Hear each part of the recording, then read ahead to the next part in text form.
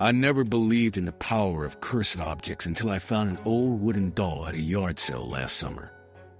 It was nestled among a pile of forgotten knickknacks, its porcelain face cracked but eerily charming, with glassy blue eyes that seemed to follow my every move. The seller, an elderly woman, warned me not to take it lightly. "She's seen things," she whispered, her eyes darting to the shadows as if they held secrets. I laughed it off. How could a doll have a past, let alone a sinister one? I brought it home, placing it on my shelf alongside my other trinkets. The moment the sun dipped below the horizon, a chill crept through my apartment. It was as if the air thickened, suffocating and electric, tightening around my throat. That night I awoke to soft scratching sounds like fingernails dragging across wood. My heart pounded in my chest, a frantic rhythm that mixed with anticipation.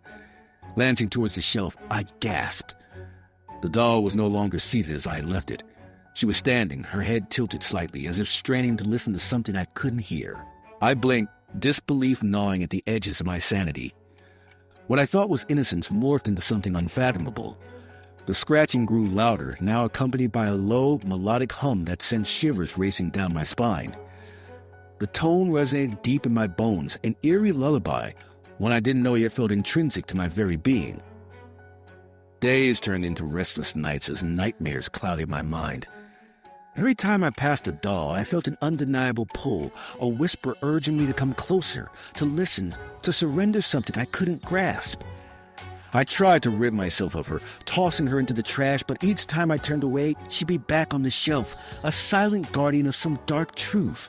Finally, on a moonless night, desperate for answers, I searched online for the doll's origin.